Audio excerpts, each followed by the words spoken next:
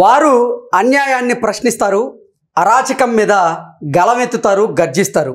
అలాగే అక్రమాన్ని నిలదీస్తారు, నిగ్గదీస్తారు.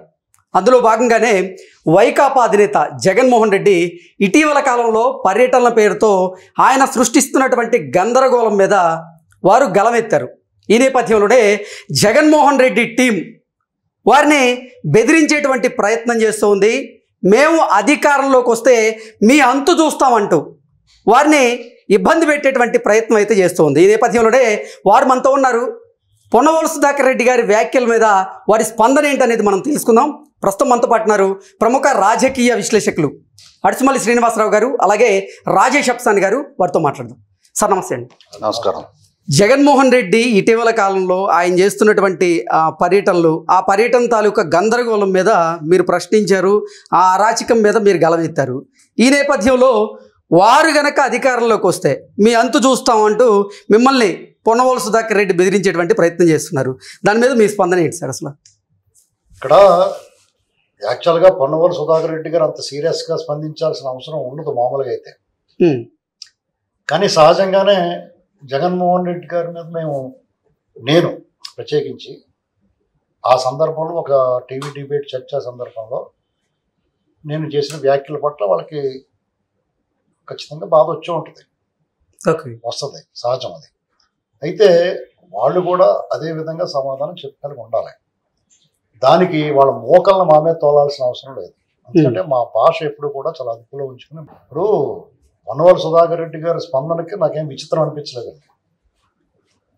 పైగా నాకు ఆయన వార్నింగ్లు ఇస్తుంటే నాకు ఒక రకంగా చెప్పాలంటే ఆయన ఫీల్ అవ్వకూడదు. ఆయన పట్ల నాకు గౌరవం ఉంది. ఎందుకంటే ఆయన సీనియర్ కౌన్సిల్ ఆంధ్రప్రదేశ్ ప్రభుత్వంలో ఏజీగా చేసాడు ఆయన గతంలో. కాబట్టి అతను చదువుకు కానీ అతను హోదాలకు కానీ మన గౌరవం ఇవ్వాలి, అతని వయసుకి కానీ. కానీ అతను మాట్లాడినప్పుడు చూస్తే నాకు నిజంగా చెప్పాలంటే కామెడీ అనిపించింది నాకు. ఓకే, ఆయన వార్నింగ్లు ఇవ్వడం ఏమో చూసి ఎందుకు అలాగ అనిపించిందని మీకు సందేహం రావచ్చు.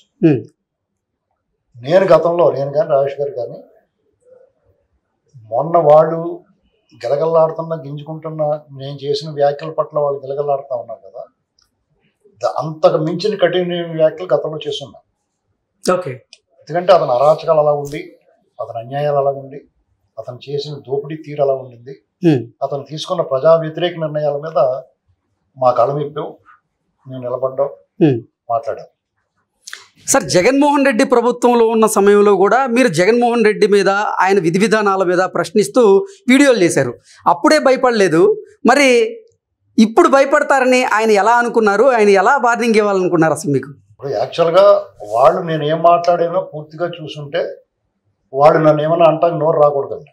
ఎందుకంటే నేను మాట్లాడిన దాంట్లో అది నా గొంతు మాత్రమే కాదని భావించాలి. ఆంధ్రప్రదేశ్లోనూ ఈ ప్రపంచంలో తెలుగు వాళ్ళు ఎక్కడ ఉంటే అక్కడ వాళ్ళలో 180 మంది మనసులో మెదులుతున్న భావన నేను మాట్లాడింది. అందుకని వాళ్ళని ఓన్ చేసుకుని దాన్ని నాకు మద్దతుగా నాకు చాలామంది రాజేష్ గారు ఒక పిలిపిచ్చారు, దానికి చాలామంది స్పందిస్తూ ఉన్నారు, లక్షలాదిగా స్పందిస్తూ ఉన్నారు. ఎందుకంటే వాళ్ళందరూ మా మనసులో గూడు కొట్టుకున్న భావన అన్నది.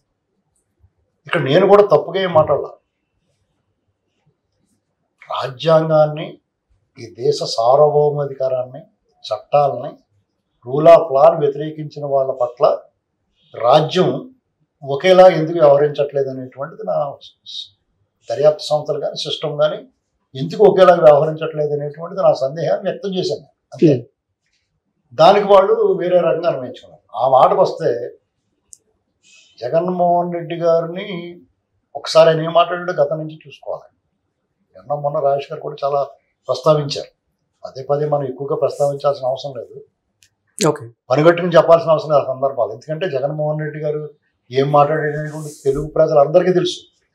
వాళ్ళ ఎమ్మెల్యేలు, మంత్రులు, నాయకులు, సోషల్ మీడియా టీమ్స్, వాళ్ళకు అనుకూలంగా మాట్లాడే అనలిస్టులు, వాళ్ళకు అనుకూలంగా ప్రచారాలు చేసే ఛానల్స్, యూట్యూబ్ ఛానల్స్, వెబ్సైట్లు ఏ రకంగా కథలు వండి అవతల వాళ్ళని కులం పేరిట, మతం పేరిట, ప్రాంతం పేరిట, కట్టు బొట్టు, ఆహారం, ఆహార్యం, వీటన్నిటి మీద వాళ్ళు చేసిన దమనకాండ, దుర్మార్గం, అరాచకమైన వాదన, మానసిక హింస, ప్రజలందరూ పెయిన్ ఫీల్ అయ్యారు.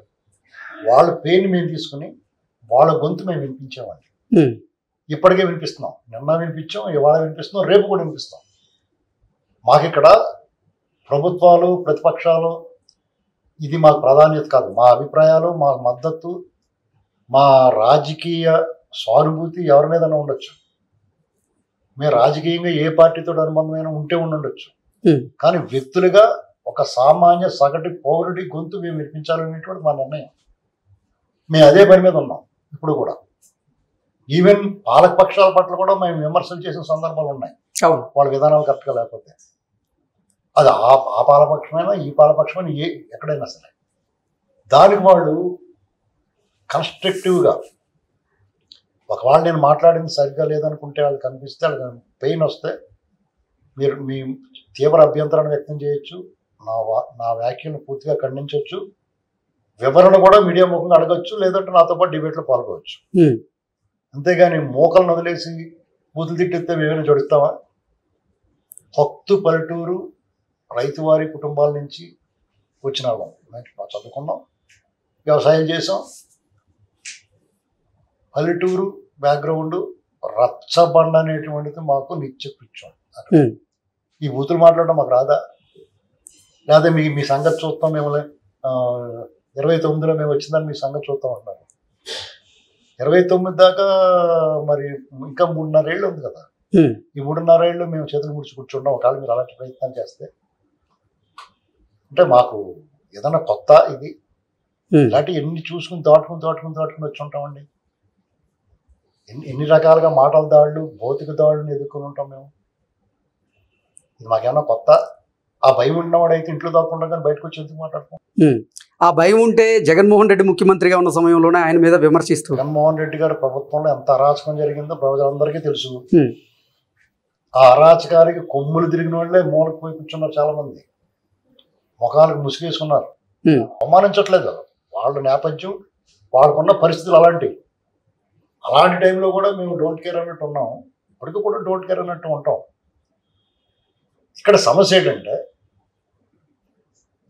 నా ఆవేదన ఈ సమాజంలో జరుగుతుంది సిస్టంలో, మరి ఈ స్వాతంత్ర భారతదేశంలో సామాన్యుడికి దిక్కేవరు, దీన్ని ఎలా భరిస్తా చూస్తా ఊరుకోవాలి. రాబోయే తరాలకు మీరు ఏం చెప్పదలుచుకున్నారు? ఎవరి పని వాళ్ళు చేయకుండా ఈ రకంగా ఇటువంటి అరాచకవాదికి, దోపిడీ దొంగలకి, ప్రజల సొమ్ము యథేచ్ఛగా కొలగొట్టేసిన వాళ్ళకి, ప్రజల ఆరోగ్యాలతో ఆడుకున్నప్పుడు జగన్మోహన్ రెడ్డి గారు వాళ్ళు మద్దతు ఇస్తున్నారు, కానీ వాళ్ళు ఎవరికాళ్ళు ఆత్మపరిశీలన చేసుకోవాలి. అతను ఎంత సొమ్ము అవినీతి ద్వారా దోపిడీ చేసినా ప్రజలు అంగీకరించి అతను గౌరవించి అతను ముఖ్యమంత్రి చేశారు. అతను 16 నెలలు జైల్లో ఉన్నా, 12 ఏళ్ళ నుంచి అతను బెయిల్ మీద తిరుగుతున్నా, మనం కాదు 5 సంవత్సరాల క్రితం అతను ముఖ్యమంత్రి చేశారు కదా. మరి ప్రజల పట్ల ఎంత గౌరవం, అభిమానం, ప్రేమ ఉండాలి అతనికి. నాకు ఇంత ఇచ్చిన ప్రజలు నేను ఎదురు చేయాలనుకోవాలి కదా. తిరిగి అతను ఏం చేశాడు? తిరిగి మళ్ళీ దోపిడీ స్టార్ట్ చేశాడు. అంతకు ముందు కొల్లగొట్టిన దానికంటే 2 రెట్లు 3 రెట్లు కొల్లగొట్టేశాడు. అంతేకాకుండా నాసి రకం నకిలీ మద్యాన్ని సరఫరా చేసి ఎంతమంది, ఎన్ని కుటుంబాలను అనాథం చేసేటండి. ఎంతమంది చనిపోయారు, ఎంతమంది వాళ్ళ అనారోగ్యంతో లివర్లో కిడ్నీలు పాడైపోయి జీవోత్సవాల్లో బతుకుతున్నారండి. ఆత్మపరిశీలన చేసుకుంటే వాళ్ళ ఉసురు, వాళ్ళు గొంతు ఎవరు వినిపిస్తారు, వాళ్ళ ఆవేదన ఎవరు షేర్ చేసుకుంటారండి. సిగ్గు లేకుండా మళ్ళా వచ్చి వార్నింగ్లు అయితే మూసు కూర్చోవాలా. మీరు ఎవడైనా సరే, నేనైనా ఇంకొకడైనా, మనం అన్నామంటే అనిపించుకోవడానికి సిద్ధంగా ఉండాలా, కొట్టేమంటే కొట్టించుకోవడానికి సిద్ధంగా ఉండాలి, దేనికైనా రెడీగా ఉండాలి.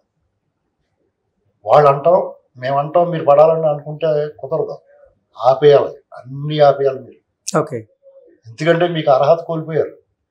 మీకు ప్రజలు రాజకీయంగా మిమ్మల్ని ఊడ్చావతలు పారేశారు, నైతికంగా మీకు అర్హత కోల్పోయారు. మీరు ఎవరిని ప్రశ్నించలేరు. మీరు జగన్మోహన్ రెడ్డి ప్రతిపక్ష నేతగా ఉన్నప్పుడే చంద్రబాబు నాయుడు గారిని కొట్టి చంపండి, కాల్చి చంపండి అని మాట్లాడాడు. ఆయన చావుని కోరుకున్నాడు, అతను మేము చావుని కోరుకోమండి. జగన్మోహన్ రెడ్డి ఘోరంగా ఓడిపోవాలి అని కోరుకున్నాం, ఓడిపోయాడు. సార్, అరాచకానికి వ్యతిరేకంగా గలమెత్తుతున్న వారి గొంతు నొక్కేయాలనే ప్రయత్నం జరుగుతోంది. మీ ఆత్మస్థైర్యం దెబ్బతీసేలాగా కొన్ని వ్యాఖ్యలు చేస్తున్నారు, ఇలా బెదిరింపులకు పాల్పడుతున్నారు కదా, ఏంటి మీకేమనిపిస్తుంది సార్ అసలు? ఇప్పుడు అదేనండి, ఇప్పుడు అతను మేము చావుని కోరుకోమండి, అతను ఘోరంగా ఓడిపోవాలని కోరుకున్నాం. అతను ఓడిపోతాడని కూడా చెప్పాము మేము. ఎలక్షన్ల ముందు కాదు మేము చెప్పింది, ఎలక్షన్లకు 3-4 ఏళ్ళు ముందు చెప్పాం మేము. ఘోరంగా ఓడిపోతారు. అతని వ్యవహార తీరు, అతని వ్యవహార శైలి, ప్రజా వ్యతిరేక నిర్ణయాలు చూసి ఇటువంటి వాడు ప్రజలు అంగీకరించిన అతను అరాచకం చూసి అని చెప్పాం. అతను మేము అనుకున్నట్టుగానే ఘోరంగా ఓడిపోయాడు. ఇప్పుడు మేమేమి కోరుకుంటున్నామంటే అతను చేసిన తప్పులకు శిక్ష అనుభవించాలి, ఓకే, జైలుకి వెళ్ళాలి. ఇది మేము కోరుకునేది. అది చనిపోవాలని కోరుకోమండి మేము. అయితే వాళ్ళు దానికి మీరు అడిగినట్టుగా వాళ్ళు మా మీద బెదిరింపులు లేకపోతే వ్యక్తిత్వ హరణ చేయడానికి ట్రై చేస్తా ఉన్నారు. We don't care just. ఎందుకంటే దాని అసలు లక్ష్యం ఇప్పుడు భీష్ముడు సెకండ్లతో యుద్ధం చేయడండి, ఆయుధాలను వదిలేస్తాడు కదా. అవును, డెఫినెట్గా నా ఆలోచన అలాగే ఉంటుంది. నువ్వు వీరుడితోటే యుద్ధం చేయాలా, దమ్ముగా మాట్లాడాలి. నీకు దమ్ము ఉంటే మాట్లాడాలా. అంతేగాని అందరూ దాక్కుని ఏమన్నా తీసుకొచ్చి ఆడుకొని కూర్చోబెట్టి మాట్లాడిస్తే నేను ఇవాళకి నేను మొన్న మాట్లాడిన మాటలు ఇవాళకి కట్టుకుంటున్నాను. నా ఆవేదన అర్థం చేసుకోండి ఎవడన్నా. ఈ సిస్టమ్ ఎలా పనిచేస్తుంది, దర్యాప్తు సంస్థలు ఏం పీకుతున్నాయి, ఎందుకు వదిలేసారు, ఇతను ఏంటి స్పెషల్, ఇతను ఏమైనా జరి ఎంట్రీలు ఉన్నాయా? ఒక సామాన్యుడు తప్పు చేస్తే ఎలా వ్యవహరించాలో, ఇతను తప్పు చేస్తే ఎలా వ్యవహరించాలో రెండు ఒకలాగే ఉన్నాయా? ఇది దేశం ముఖ్యంగా తెలుగు ప్రజల మనసులో మెదులుతున్న ప్రశ్న ఇది. దీనికి సమాధానం చెప్పి ఫస్ట్ జగన్మోహన్ రెడ్డి వాళ్ళ గ్యాంగ్ చేసిన వ్యాఖ్యల పట్ల ఈ సిస్టమ్ ఎలా స్పందించింది దానికి సమాధానం చెప్పిన తర్వాత మాతో మాట్లాడమనండి.